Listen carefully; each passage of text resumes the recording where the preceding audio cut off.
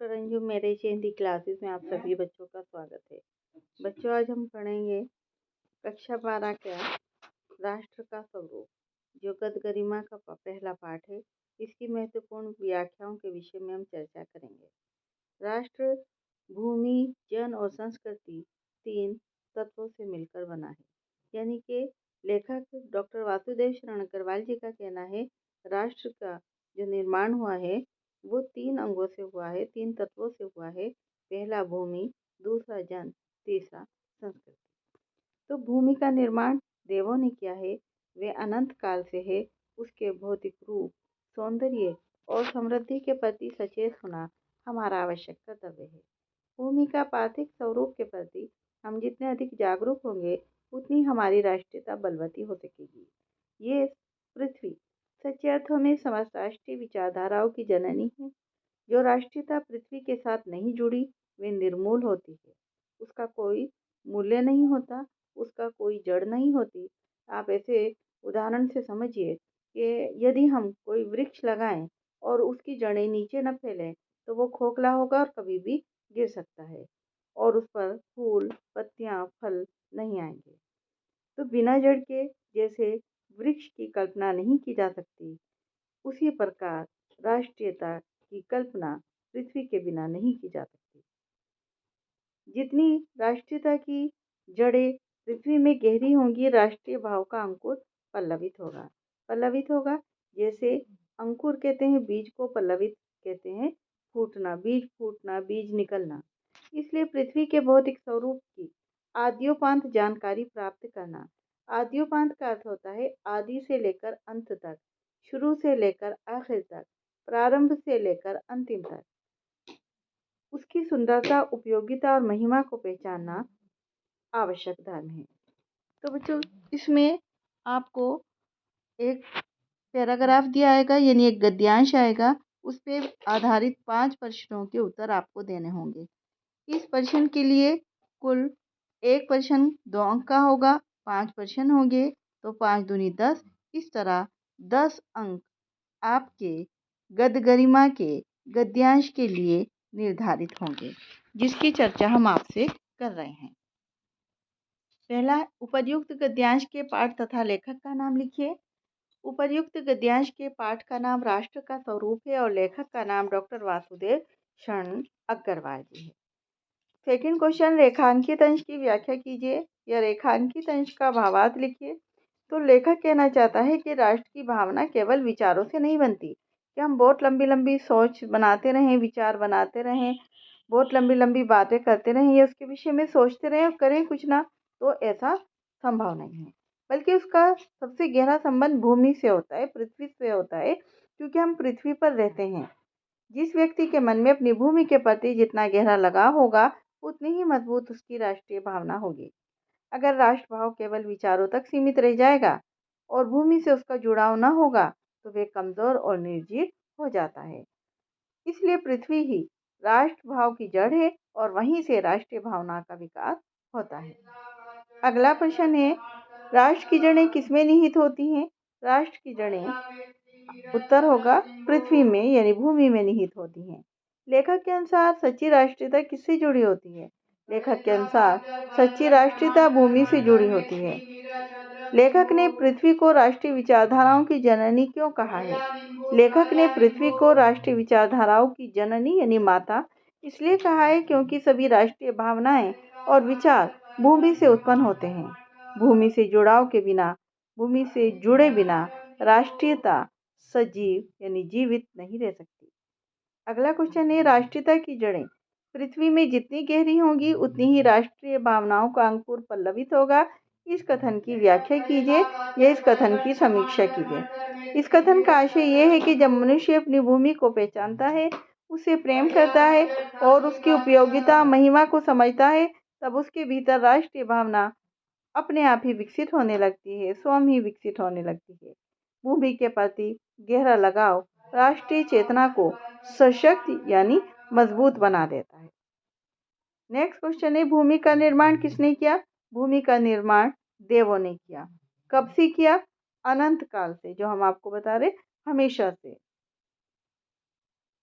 अगला क्वेश्चन है, पार्थिव और आद्योपान शब्द का अर्थ स्पष्ट कीजिए। पार्थिव शब्द का अर्थ है पृथ्वी से उत्पन्न या पृथ्वी संबंधी। आद्योपान शब्द का अर्थ होता है आरंभ से लेकर अंत तक, जो हम आपको पहले भी बता चुके हैं। अगला क्वेश्चन है, राष्ट्रभूमि के प्रति हमारा आवश्यक कर्तव्य क्या है। तो राष्ट्रभूमि के प्रति हमारा आवश्यक कर्तव्य ये है कि हम अपनी इस भूमि के रूप, सुंदरता और समृद्धि के प्रति सचेत रहें। किसी भी दशा में इस भूमि के रूप और सौंदर्य आदि को विकृत न होने दें, यानी बिगड़ने न दें, बिखरने न दें, खराब न होने दें।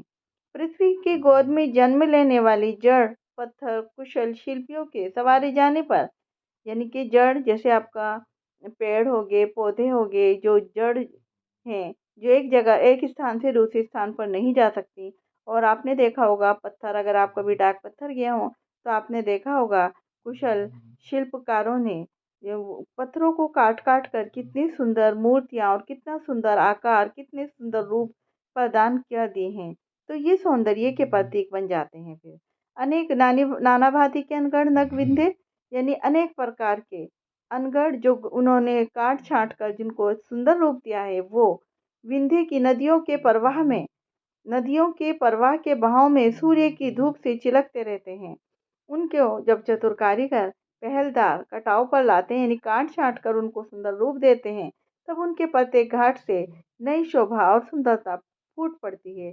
वे अनमोल हो जाते हैं। उनका कोई मूल्य बन ही नहीं सकता, कोई मूल्य चुका ही नहीं सकता, वो अनमोल होते हैं। देश के नर नारियों के रूप मंडन और सौंदर्य प्रसाधन, यानी कि मेकअप का सामान, आप उसे समझ सकते हैं सौंदर्य प्रसाधन को। इन छोटे पत्थरों का भी सौंदर्य प्रसाधन में सदा से योगदान रहा है। ये इसका ज्ञान होना हमारे लिए अत्यंत आवश्यक है।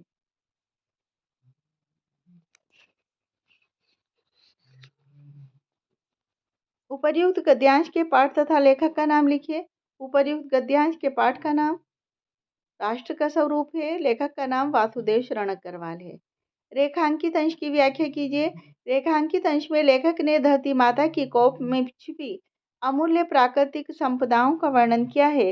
वे बताते हैं कि लाखों करोड़ों वर्षों में पृथ्वी के गर्भ में, यानी पृथ्वी के अंदर, अनेक प्रकार की धातुएं, बहुमूल्य रत्न और खनिज पदार्थ जैसे कोयला, पेट्रोल आदि चीजें थी। नदियां निरंतर बहकर पहाड़ों को काटती हैं और उनसे लाई गई मिट्टी से पृथ्वी की देह को, यानी पृथ्वी के शरीर को सजाती हैं। ये सभी प्राकृतिक निधियां, निधियां कहते हैं खजाने, ये सभी प्राकृतिक खजाने राष्ट्र के वर्तमान और भविष्य के आर्थिक विकास के लिए अत्यंत आवश्यक हैं। इसलिए इनका संरक्षण, यानी इनकी रक्षा करना हमारा आवश्यक धर्म है। धरती माता की कोख को वसुंधरा क्यों कहा गया है? धरती माता की कोख को वसुंधरा इसलिए कहा गया है क्योंकि इसमें अपार धन संपदा, रत्न, धातुएं और प्राकृतिक संसाधन समाहित हैं, जो मानव जीवन और राष्ट्र की समृद्धि का आधार है। नदियां पृथ्वी की देह को किस प्रकार सजाती हैं?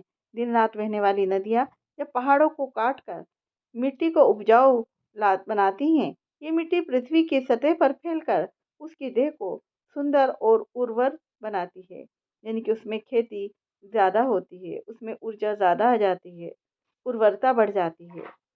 पृथ्वी के गर्भ से प्राप्त पत्थर सुंदर कैसे बन जाते हैं? पृथ्वी की गोद में जन्म लेने वाले साधारण पत्थर जब कुशल शिल्पियों के हाथों तराशे जाते हैं तो वो अत्यंत सुंदर और आकर्षक रूप धारण कर लेते हैं। लेखक के अनुसार धरती की निधियों का ज्ञान क्यों आवश्यक है? लेखक के अनुसार धरती की निधियों का ज्ञान इसलिए आवश्यक है ताकि उनका सही उपयोग किया जा सके, उनका संरक्षण हो, उनकी सुरक्षा की जा सके, जो राष्ट्र की आर्थिक उन्नति सुनिश्चित की जा सके। गद्यांश का मूल भाव क्या है, या रेखांकित अंश की व्याख्या कीजिए। तो इस गद्यांश का मूल भाव यह है कि राष्ट्र की वास्तविक स्वरूप उसकी भूमि, प्रकृति और प्राकृतिक संपदाओं से निर्मित होता है। इनका संरक्षण, सदुपयोग और सच्ची राष्ट्रभक्ति है। नेक्स्ट पैराग्राफ है आपका। नेक्स्ट गद्यांश है, जन का प्रवाह अनंत होता है। सहस्रों वर्षों से भूमि के साथ राष्ट्रीय जन ने तादात्म्य प्राप्त किया। जब तक सूर्य की रश्मियां नित्य प्रातःकाल भुवन को अमृत से भर देती हैं, तब तक राष्ट्रीय जन का जीवन भी अमर है। इतिहास के अनेक उतार चढ़ाव पर करने के बाद भी राष्ट्र निवासी जन नई उठती लहरों से आगे बढ़ने के लिए अजर और अमर हैं। जन का संततवाही जीवन नदी के प्रवाह की तरह है, जिसमें कर्म और श्रम के द्वारा उत्थान के अनेक घाटों का निर्माण करना होता है। संततवाही का अर्थ होता है बच्चों निरंतर बहने वाली। तो उपर्युक्त गद्यांश के पाठ और लेखक का नाम वही आएगा। उपर्युक्त गद्यांश के पाठ का नाम राष्ट्र का स्वरूप, लेखक का नाम डॉक्टर वासुदेव शरण अग्रवाल जी है। रेखांकित अंश की व्याख्या, लेखक कहता है कि प्रत्येक राष्ट्र का इतिहास निरंतर बदलता रहता है, उसमें उतार चढ़ाव आते रहते हैं, किंतु राष्ट्र के निवासियों की जो श्रृंखला है, जो कड़ी है, जो चैन है, जो जंजीर है, वो निरंतर चलती रहती है। क्योंकि जैसे आपने देखा होगा चैन होती है, उसके कड़े एक दूसरे से जुड़े रहते हैं। इसी तरह राष्ट्र के निवासियों की जो श्रृंखला है वो निरंतर चलती रहती है। मनुष्य पीढ़ी दर पीढ़ी अपने राष्ट्र के साथ जुड़ा रहता है। इसी कारण हजारों वर्षों से मनुष्यों ने अपनी भूमि के साथ तादात्म्य स्थापित किया हुआ है, जुड़ाव प्राप्त किया हुआ है, जुड़ाव बना हुआ हुआ है, यानी इसके साथ भूमि के साथ जुड़े हुए हैं। लेखक के अनुसार जब तक धरती पर सूर्य की रश्मि प्रतिदिन धरती को अपने अमृत रस से जीवन प्रदान करती रहेगी, तब तक राष्ट्र की प्रगति के फलस्वरूप उसका अस्तित्व भी बना रहेगा। तभी तक राष्ट्र की राष्ट्रीय जनता का जीवन भी बना रहेगा। नेक्स्ट क्वेश्चन है, जन का प्रवाह से क्या तात्पर्य है? आंसर होगा जन का प्रवाह का तात्पर्य यह है कि जन का प्रवाह अंतहीन होता है। प्रत्येक राष्ट्र में अनेक परिवर्तन आते रहते हैं। इसके उपरांत भी राष्ट्र के निवासियों की श्रृंखला निरंतर अबाध गति से बिना रुके चलती रहती है। राष्ट्र का तीसरा अंग जन की संस्कृति है। मनुष्य ने युगों युगों में जिस सभ्यता का निर्माण किया है वही उसके जीवन का श्वास और प्रश्वास है। जैसे मनुष्य बिना सांस लिए जीवित नहीं रह सकता, उसी प्रकार राष्ट्र का जो तीसरा अंग है मनुष्य, उसके बिना भी हमारी राष्ट्र का निर्माण नहीं हो सकता। संस्कृति के जन की कल्पना का कबंध मात्र है। कबंध मात्र का मतलब है जैसे बिना धड़ के शरीर। अगर पूरा शरीर सही हो लेकिन उसका धड़ ना हो तो वो शरीर बेकार होता है। उसी तरह राष्ट्र के जो तीसरा अंग मनुष्य है, उसका मनुष्य की जो संस्कृति है उसके बिना मनुष्य जन की कल्पना करना, संस्कृति की कल्पना करना ऐसा है जैसा बिना धड़ के शरीर। संस्कृति ही क्योंकि जन का मस्तिष्क है। संस्कृति के विकास और उन्नति के द्वारा यानी अभ्युदय के द्वारा ही राष्ट्र की वृद्धि संभव है। राष्ट्र के समग्र रूप में भूमि और जन के साथ जन की संस्कृति का महत्वपूर्ण स्थान है। यदि भूमि और जन अपनी संस्कृति से अलग कर दिए जाएं तो राष्ट्र का लोप समझना चाहिए। जीवन के विटप का पुष्प संस्कृति है। संस्कृति के सौंदर्य और सौरभ में ही राष्ट्रीय जन के जीवन का सौंदर्य और यश अंतर्निहित है, उसके अंदर इनबिल्ट है, जुड़ा हुआ है। ज्ञान और कर्म दोनों के पारस्परिक प्रकाश की संज्ञा संस्कृति है। यानी कि ज्ञान और कर्म, जब ज्ञान भी होना चाहिए, नॉलेज भी आपको होनी चाहिए और कर्म भी करते रहो, दोनों को मिलाकर ही प्रकाश जब होगा तब उसकी संज्ञा हम संस्कृति की दे सकते हैं, तब हम उसे संस्कृति नाम दे सकते हैं। उपर्युक्त गद्यांश के पाठ तथा लेखक का नाम लिखिए। वही इसका आंसर रहेगा राष्ट्र का स्वरूप। पाठ का नाम, लेखक का नाम डॉक्टर वासुदेव शरण अग्रवाल। रेखांकित अंश की व्याख्या कीजिए। वास्तव में संस्कृति मनुष्य का मस्तिष्क और मनुष्य के जीवन में मस्तिष्क का सबसे अधिक महत्वपूर्ण स्थान है और वो महत्वपूर्ण अंग है क्योंकि मानव शरीर का संचालन और नियंत्रण उसी से होता है। वो मॉनिटर का काम करता है। जिस प्रकार मस्तिष्क से रहित धड़ को व्यक्ति नहीं कहा जा सकता, अर्थात मस्तिष्क के बिना मनुष्य की कल्पना नहीं की जा सकती, इस प्रकार संस्कृति के बिना मानव की कल्पना नहीं की जा सकती। इसलिए संस्कृति के विकास और उसकी उन्नति के लिए राष्ट्र के विकास और उन्नति की समृद्धि निहित है। नेक्स्ट क्वेश्चन है, कब राष्ट्र का लोप समझना चाहिए? यदि भूमि और जन अपनी संस्कृति से अलग कर दिए जाएं तो राष्ट्र का लोप समझना चाहिए। राष्ट्र की वृद्धि कैसे संभव है? संस्कृति के विकास और अभ्युदय के द्वारा राष्ट्र की वृद्धि संभव है। नेक्स्ट क्वेश्चन है, संस्कृति के सौंदर्य और सौरभ में क्या अंतर है? तो आंसर होगा संस्कृति के सौंदर्य और सौरभ में राष्ट्रीय जन के जीवन का सौंदर्य यश अंतर्निहित है। नेक्स्ट क्वेश्चन है, संस्कृति जन का मस्तिष्क किस प्रकार है? आंसर होगा संस्कृति मनुष्य के जीवन का मस्तिष्क है और मस्तिष्क मनुष्य के जीवन का सबसे महत्वपूर्ण अंग है, क्योंकि मानव शरीर का संचालन और नियंत्रण मस्तिष्क के द्वारा होता है। इस प्रकार मस्तिष्क रहित धड़ को व्यक्ति नहीं कहा जा सकता, उसी प्रकार मस्तिष्क के बिना मनुष्य की कल्पना नहीं की जा सकती। नेक्स्ट क्वेश्चन है, विकास और अभ्युदय का अर्थ स्पष्ट कीजिए। विकास का अर्थ है व्यवस्थित करना और संगतिपूर्ण तरीके से परिवर्तनों का एक प्रगतिशील श्रृंखला में होना, जबकि अभ्युदय का अर्थ है सांसारिक सुख तथा समृद्धि की प्राप्ति। राष्ट्र का तीसरा अंग जन की क्या है? राष्ट्र का तीसरा अंग जन की मस्तिष्क संस्कृति है। नेक्स्ट पैराग्राफ है, अगला गद्यांश है, साहित्य, कला, नृत्य, गीत, आमोद प्रमोद अनेक रूपों में राष्ट्रीय जन अपने अपने मानसिक भावों को प्रकट करते हैं। आत्मा का जो विश्वव्यापी आनंद भाव है वे इन विविध रूपों में साकार होता है। यदि भावी रूप की दृष्टि से संस्कृति को ये बाहरी लक्षण अनेक दिखाई पड़ते हैं, किंतु आंतरिक आनंद की दृष्टि से उनमें एक सूत्रता है। जो व्यक्ति सही हृदय है वे प्रत्येक संस्कृति के आनंद पक्ष को स्वीकार करता है और उसी से आनंदित होता है। इस प्रकार की उदार भावना विभिन्न जनों से बने हुए राष्ट्र के लिए स्वास्थ्यकारी है, लाभदायक है। रेखांकित अंश की व्याख्या कीजिए। लेखक कहता है, एक ही राष्ट्र के भीतर अनेक रूप संस्कृतियां फलती फूलती हैं। इन संस्कृति के अनुयायी अनेक प्रकार के आमोद प्रमोद कहते हैं मनोरंजन, अपने हृदय के आनंद को प्रकट करते हैं। साहित्य, कला, नृत्य, संगीत इत्यादि संस्कृति के विभिन्न अंग हैं। साहित्य, जैसे आप साहित्य पढ़ते हो। कला, अनेक प्रकार का जो भी टैलेंट हो। नृत्य, जिसे डांस है। संगीत, जो आप म्यूजिक सुनते हो, गाने सुनते हो। ये सब व्यक्ति के आमोद प्रमोद के साधन हैं। इनका प्रस्तुतिकरण इस आनंद की भावना को व्यक्त करने के लिए किया जाता है, जो संपूर्ण विश्व की आत्माओं में विद्यमान है। नेक्स्ट क्वेश्चन है, सहृदय व्यक्ति किसको स्वीकार करते हुए आनंदित होता है? आंसर, सहृदय व्यक्ति ही प्रत्येक संस्कृति के आनंद पक्ष को स्वीकार करते हुए आनंदित होता है। नेक्स्ट क्वेश्चन, किन रूपों में राष्ट्रीय जन अपने अपने मानसिक भावों को प्रकट करते हैं?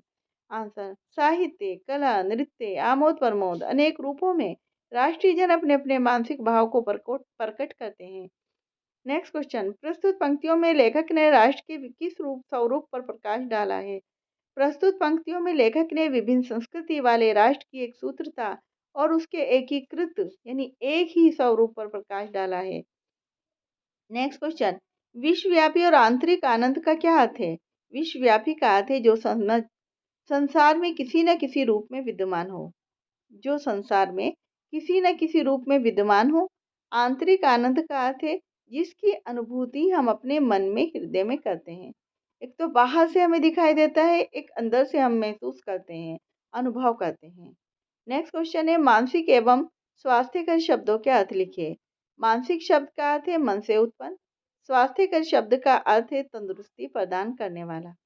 बच्चों, अगर आपको मेरी वीडियो पसंद आई हो, मेरे चैनल को सब्सक्राइब करें, लाइक करें और ज़्यादा से ज़्यादा बच्चों में शेयर करें और बेल आइकन को दबाना ना भूलें, जिससे आने वाली मेरी हर नई वीडियो सबसे पहले आप तक पहुंचे। धन्यवाद। नेट करूं?